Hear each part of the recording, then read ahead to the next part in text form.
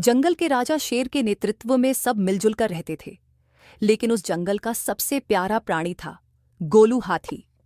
गोलू बहुत प्यारा और मस्तमौला था। सभी जानवर उसके साथ खूब खेलते थे और उसे ढेर सारा लाड़ प्यार मिलता था। पर एक मुश्किल थी, वो काफी जिद्दी था। एक दिन गोलू खेल कूद कर अपने मम्मी पापा के साथ जंगल में घर की ओर जा रहा था। तभी उसे एक सुंदर रास्ता दिखा। गोलू उस रास्ते पर जाने की जिद करने लगा।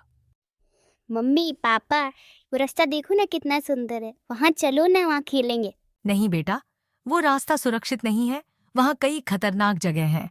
गोलू, इस जंगल में कई खतरनाक जानवर भी रहते हैं, इसलिए हमें हमेशा सावधान रहना पड़ता है। किसी भी अनजान जगह पर नहीं जाना चाहिए।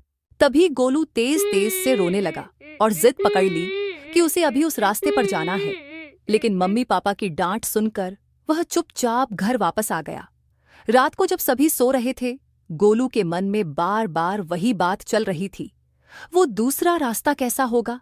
इस ख्याल ने उसकी नींद उड़ा दी। फिर उसने सोचा, यही सही समय है मुझे अपनी जिद पूरी करने का। और वह चुपके से घर से निकलकर अपने मनपसंद रास्ते की तरफ चल पड़ा। ये रास्ता कितना सुंदर है और वो दूर तालाब भी बहुत सुंदर है, मुझे वहाँ जाना चाहिए। तालाब तक पहुंचने का रास्ता हरे भरे पेड़ों और रंग बिरंगे फूलों से भरा हुआ था। गोलू बहुत खुश था और तालाब की तरफ बढ़ने लगा। लेकिन जैसे ही वह आगे बढ़ा, अचानक एक जाल उस पर गिर गया। आज तो बड़ी शिकार हाथ लगी। इस छोटे हाथी को गांव ले जाकर बेचूंगा, अच्छी कीमत मिलेगी। बचाओ बचाओ, मुझे यहाँ से निकालो। गोलू जोर जोर से चिल्लाने लगा, लेकिन जंगल का वह हिस्सा वीरान और शांत था। शिकारी डर गया और सोचा, अगर कोई जानवर यहाँ आया तो मेरी सारी मेहनत बेकार हो जाएगी। आग लगा देता हूँ ताकि कोई और यहाँ आने की हिम्मत ना करे। देखते हैं कौन बचाता है इस नन्हे हाथी को। शिकारी ने जंगल में आग लगा दी और गोलू को जाल में बांधकर अपनी नाव में बिठाने लगा। गोलू की आंखों में डर और आंसू थे, लेकिन वह जोर जोर से चिल्लाता रहा। जंगल में आग फैलने लगी और हर तरफ धुआं भर गया। सभी जानवर डर गए और इधर उधर भागने लगे। गोलू के मम्मी पापा को भी दूर से धुआं और शोर सुनाई दिया। गोलू को पास न देखकर वे परेशान हो गए। मेरा बच्चा कहाँ गया होगा? गोलू कहीं हमें छोड़कर तो नहीं चला गया? कहीं वो जिद में अकेले तो नहीं निकल पड़ा? हमें उसे तुरंत ढूंढना होगा। गोलू के मम्मी पापा उसे ढूंढने निकलते हैं और बाकी जानवरों से भी मदद मांगते हैं। वे एक बंदर से पूछते हैं, बंदर भैया, क्या आपने हमारे गोलू को कहीं देखा है? वो हमें नहीं मिल रहा है, जंगल में आग भी लगी है। आप चिंता मत करो, मैं राजा शेर को और बाकी सबको खबर करता हूँ।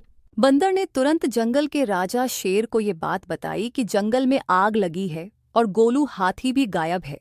यह बड़ी समस्या है, सभी जानवर तुरंत सभा में आओ। हमें जल्दी से गोलू को ढूंढना होगा और आग को बुझाना होगा।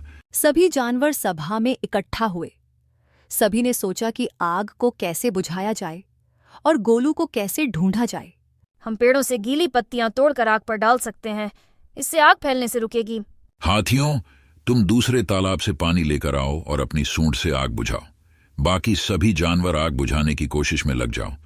हमें गोलू को जल्द से जल्द ढूंढना होगा। गोलू के मम्मी पापा और बाकी के जानवर सब लोग आग बुझाने लगते हैं और आग धीरे धीरे बुझने लगती है। सभी जानवर तालाब के पास पहुंचे और उन्हें गोलू हाथी के पैरों के निशान दिखते हैं। ये निशान गोलू के हैं, वह इस रास्ते पर गया होगा। राजा शेर ने एक चील को कहा, तुम उड़कर ऊपर से देखो और पता करो कि गोलू कहाँ है। चील उड़कर गोलू को ढूंढने लगती है। तभी उसे दिखाई देता है कि गोलू को एक शिकारी नाव में लेकर जा रहा है। वह तुरंत वापस राजा के पास आती है। महाराज, मुझे तालाब में नाव पर शिकारी और गोलू दिख रहे हैं। वो जल्दी से तालाब के दूसरे किनारे पहुंच जाएंगे। हमें जल्दी ही कुछ करना होगा। शेर ने तुरंत सभी जानवरों को बुलाकर एक योजना बनाई। लोमड़ी ने बताया, एक गुप्त रास्ता है, एक गुफा जो तालाब के दूसरी तरफ जाती है। हम सब उस गुफा के रास्ते से जा सकते हैं और गोलू को बचा सकते हैं। सभी जानवर एक साथ उस गुफा में चले जाते हैं। गुफा से निकलते ही उन्हें तालाब का दूसरा किनारा दिखाई देता है। तालाब के पास नाव खड़ी थी, लेकिन गोलू और शिकारी वहां से जा चुके थे। चील तुरंत उड़कर देखता है कि शिकारी गोलू को लेकर आगे बढ़ रहा है। वह नीचे आकर सबसे कहता है, मेरे पीछे आओ, जल्दी करो, हमें जल्दी गोलू को बचाना होगा। सभी जानवर चील का पीछा करते हैं और उन्हें गोलू और शिकारी दिखाई दे जाते हैं। शेर दौड़कर शिकारी के पास पहुंचा और सारे जानवर शिकारी को चारों ओर से घेर लेते हैं। तुम्हारी हिम्मत कैसे हुई हमारे जंगल में आने की? छोड़ दो इस मासूम हाथी को। शिकारी डर के मारे कांपने लगा और पीछे हटने लगा। तभी छोटा चूहा आगे आया और अपनी तेज दांतों से जाल काट दिया। गोलू हाथी आजाद हो गया और रोते रोते अपनी मम्मी के पास पहुंच गया। मम्मी पापा, मुझे माफ कर दो। अब मैं कभी जिद नहीं करूँगा। आपकी बातें मेरे भले के लिए होती है, ये मुझे समझ में आ गया। हम जानते थे बेटा कि तुम हमारी बात समझ जाओगे। गोलू, हम तुमसे बहुत प्यार करते हैं। बस आगे से ध्यान रखना कि कोई भी फैसला सोच समझ कर लो।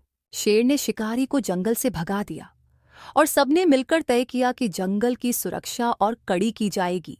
सभी जानवर खुशी खुशी गुफा के रास्ते से जंगल वापस आ गए और जंगल के दोनों तालाबों की सुरक्षा हमेशा के लिए और सख्त कर दी गई।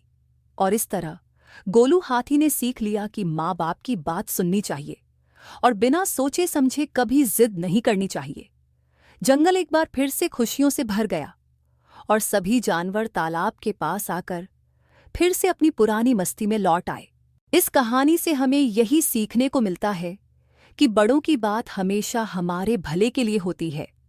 बिना सोचे समझे जिद करना अक्सर मुसीबत में डाल सकता है। सही और समझदारी से किए गए फैसले ही हमारे जीवन को बेहतर बनाते हैं। इसके साथ ही परिवार और दोस्तों का साथ हमें हर मुश्किल का सामना करने में मदद करता है। अगर आपको ये कहानी पसंद आई हो तो इस वीडियो को लाइक और शेयर ज़रूर करें और हमारे चैनल ड्रीम एनिमेटर्स को सब्सक्राइब करना न भूलें।